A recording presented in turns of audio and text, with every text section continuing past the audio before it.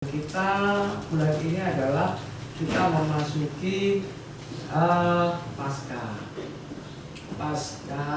minggu Pasca ya, Minggu Palem ya sekarang ya. Kemudian Rabu Abu, Kamis Putih, bukan Kamis Pahing ya. Kalau Kamis Pahing nanti pakai gabrak Jogja. Kamis Putih, Jumat Agung. Jumat Agung itu ya, Kamis Putih itu perjamuan terakhir ya, malam-malam perjamuan. Kemudian Jumatnya Yesus disalib, dan Yesus disalib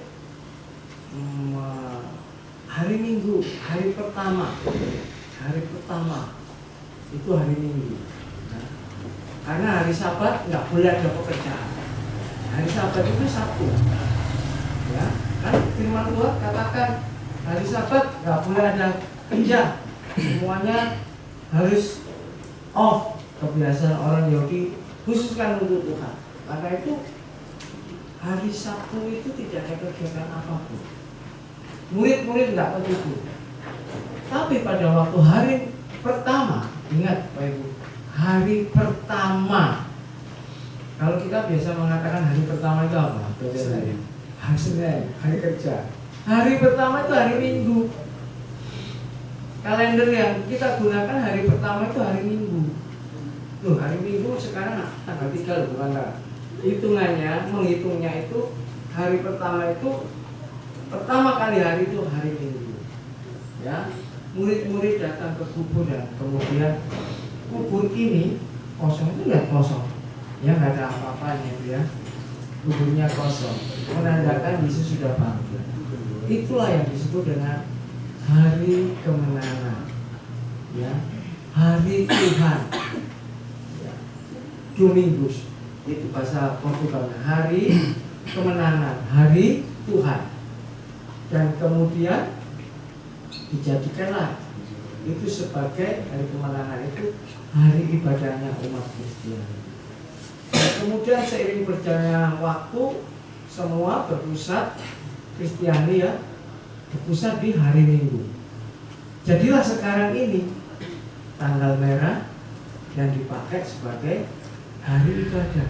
Padahal kaum Yahudi, kaum Ortodok, Advent masih menggunakan hari Sabat. Hari yang ke-7, Sabtu, dipakailah mereka pada hari Sabtu mereka ya. Mereka pakai Sabtu. Memang hitungannya hari ke-7 itu hari Sabtu. Tuhan memberkati, Tuhan berkata nggak boleh banyak, nggak ada kegiatan, fokuskan hari untuk Tuhan. Jatuhnya hari Sabtu. Tapi kita kaum Kristiani memakai hari Minggunya aja karena sebagai hari kemenangan. Kemudian menjadi budaya dan tradisi yang kita pakai sampai sekarang. Hari Minggu, hari pertama kita hari ibadah, hari yang kita berikan kepada Tuhan. Hari yang pasti yang Tuhan ingin itu selama 7 hari itu 1 hari untuk Tuhan. Itu loh maksudnya ya. Ya puji Tuhan kalau masih mempertahankan tradisi, beberapa gereja masih mempertahankan tradisi hari Sabtu untuk ibadah. Gak apa-apa, it's okay, gak masalah. Yang penting 1 hari itu untuk Tuhan. Itu ya. Ada yang tidak menggunakan hari Sabat, ada juga yang tidak menggunakan hari Minggu. Tetapi mereka punya hari sendiri, hari Jumat. Karena itu mungkin Bapak Ibu ada yang melihat, aku nggak libur ya di pekerjaanku, liburnya itu hari Jumat, yaitu kelompok lain. Mereka tidak mengakui Sabat dan mereka tidak mengakui Minggu, tapi mereka mempercayai hari Jumat. Ada perusahaan yang liburnya itu cuma hari Jumat aja, yang lain pasti itu yang berbau-bau Ismail gitu ya. Mereka menggunakan hari Jumat. Oke, puji Tuhan. Seperti kita lakukan, ada perjamuan kudus di sini, ada roti dan anggur. Tentu kita mau memaknai. Karena itu hari ini tema kita adalah makna penting dari perjamuan kudus. Ayo kita sama-sama melihat di dalam 1 Korintus 11 ayat 23 sampai 26. 1 Korintus 11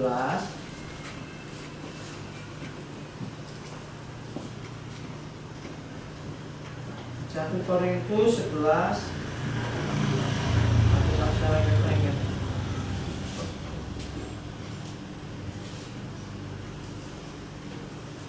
saya dipoto tapi dari samping ya. Itu aja enggak apa-apa tulis. 1 Korintus 11 ayat 23 sampai 26. Nah, sudah ketemu, kita baca bareng-bareng cuma 3 ayat. 1, 2, 3. Sebab apa yang telah kuteruskan kepadamu telah aku terima dari Tuhan, yaitu bahwa Tuhan Yesus pada malam waktu ia diserahkan mengambil roti, ayat 24, dan sesudah itu ia mengucap syukur atasnya. Ia memecah-mecahkannya dan berkata, inilah tubuhku yang diserahkan bagi kamu. Perbuatlah ini menjadi peringatan akan aku. 5. Demikian juga ia mengambil cawan sesudah makan, lalu berkata, cawan ini adalah perjanjian baru yang dimateraikan oleh darahku. Perbuatlah ini setiap kali kamu meminumnya menjadi peringatan akan aku. Ayat 26. Sebab setiap kali kamu makan roti ini dan minum cawan ini, kamu memberitakan kematian Tuhan sampai ia datang. Puji nama Tuhan. Perjamuan ini, ayat ini diulangi dari Matius, kemudian Lukas, Yohanes, dan kemudian 1 Korintus 11. Ya, diulang-ulang, tapi dengan pengkalimatan yang berbeda, tapi intinya sama. Jadi perjamuan kudus yang terdiri dari roti dan anggur itu tidak lepas dari sejarah Paskah yang pertama kali di dalam Kejadian 12. Kita nggak usah lihat sana. Karena apa? Pada Paskah pertama yang terjadi di Mesir itu ada 2 peristiwa penting, peristiwa kematian. Peristiwa pertama bagi bangsa Israel adalah kematian domba Paskah. Waktu itu kan dimintakan kamu harus mengambil anak domba jantan, simpan 14 hari, mulus, putih, nggak bercacat celah, kemudian kamu sembelih, kamu panggang, kamu makan cepat-cepat sebelum waktu matahari terbenam dan sebagainya. Dan peristiwa kedua bagi bangsa Mesir yaitu kematian semua anak sulung, baik itu manusia dan binatang. Nah, oleh karena itu syarat yang harus ditaati oleh umat Tuhan supaya terlewat, terhindar dari maut, terhindar dari kematian adalah setiap rumah harus diolesi dengan tanda darah. Yang rumah, yang pintu ini diolesi oleh darah anak domba tadi yang dipotong, yang disembelih, yang tidak bercacat celah. Ya, itu harus dioleskan di sini. Ketika malaikat maut itu datang, kalau ada tanda darah di dalam pintu rumah, terhindar dari kematian anak sulung. Saya bisa membayangkan peristiwa pada waktu itu. Umat Israel tidak ada tanda darah sama sekali di tiang pintu mereka. Bangsa Mesir.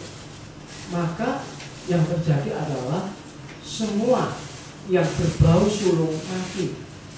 Anak sulung bangsa Mesir itu mati, ternak yang sulung mati. Pokoknya yang sulung mati semuanya. Ya, harus ada tanda darah. Tapi bukan saja rumah orang Mesir, juga rumah orang Israel. Jika ada yang tidak mentaati perintah Tuhan memberikan tanda olesan darah di ambang pintunya, pasti akan mengalami kematian. Malaikat maut datang untuk membawa kematian. Tapi puji Tuhan, umat Tuhan mendengar perintahnya Musa, ketika tulah yang ke-10 itu diberikan Allah kepada Mesir, Tuhan berbicara kepada Musa, perintahkan supaya ada tanda darah, dan kemudian tidak terjadi kematian, terlewati semuanya itu, terlewati dari tangisan dan kebinasaan. Jadi saya bisa membayangkan Bapak Ibu ya, kita semua membayangkan peristiwa yang terjadi waktu itu adalah hujan air mata, tangisan, karena semua yang berbau sulung mati semua, kecuali umat Tuhan yang ada tanda darah. Nah, sejarah dari roti dan anggur sendiri itu sudah diperkenalkan jauh sebelum adanya Paskah yang dibawa oleh Melkisedek. Peristiwa yang terjadi di Mesir dengan tanda darah yang ada di ambang pintu itu adalah bagian dari kelanjutan yang sebenarnya jauh-jauh hari Tuhan sudah bicara kepada Abraham. Pada waktu itu namanya bukan Abraham, Abram. Allah sudah berbicara kepada Abram. Ada seorang raja, Raja Salem, Raja Shalom, tidak tahu keberadaannya. Mereka akan datang, dan kemudian Abram ini membawa persembahan roti dan anggur. Coba kita baca saja ya, Kejadian 14 ayat 18 sampai dengan ayat 19. Kejadian 1 Kejadian 14 18 sampai 19. Melkisedek Raja Salem membawa roti dan anggur. Ia seorang imam Allah yang maha tinggi. Ayat 19. Lalu ia memberkati Abram, katanya, diberkatilah kiranya Abram oleh Allah yang maha tinggi, pencipta langit dan bumi. Nah, sebenarnya acara Paskah atau perjamuan yang kita lakukan sudah dilakukan oleh Abram. Ya, Abram dan Melkisedek. Disebut dengan Melkisedek, Raja Salem itu tidak tahu keberadaannya dari mana, tapi raja itu datang kepada Abram. Raja itu memberikan roti dan anggur, dan Melkisedek itu sebenarnya adalah gambaran dari Allah sendiri yang menjadi manusia. Dalam bahasa iluminasi, dalam penjelmaan Allah dalam bentuk rupa raja. Dalam perjanjian lama Allah nggak datang ujuk-ujuk seperti diri kita, tidak. Tapi dalam bentuk iluminasi itu seperti penampakan dalam api, kemudian menjadi seorang raja dan sebagainya. Baru Allah itu menyatakan dirinya secara manusiawi melalui rahim Maria, Roh Kudus. Nah, pada waktu itu Allah sendiri datang kepada Abram. Dia membangun persekutuan, membawa roti dan anggur. Melalui roti dan anggur, Melkisedek ini membuat perjanjian berkat keselamatan bagi Abram. Namanya belum Abraham pada waktu itu, ya. Hal yang sama juga Yesus lakukan kepada kita. Yesus membuat perjanjian keselamatan bagi setiap orang percaya. Pada waktu itu terjadilah di malam terakhir dalam kehidupannya, dan besok dia disalibkan. Dia mengadakan perjamuan malam bersama murid-muridnya yang memberikan sebuah pesan tentang roti dan anggur ini, tubuh dan darah. Dan Yesus berpesan, jadikanlah ini menjadi peringatan akan aku. Perjanjian lama dilakukan oleh Allah, perjanjian baru digenapi oleh Yesus Kristus. Selalu ada kaitan dengan roti dan anggur, tubuh dan darah Kristus, menjadi lambang dan tanda bagi gerejanya.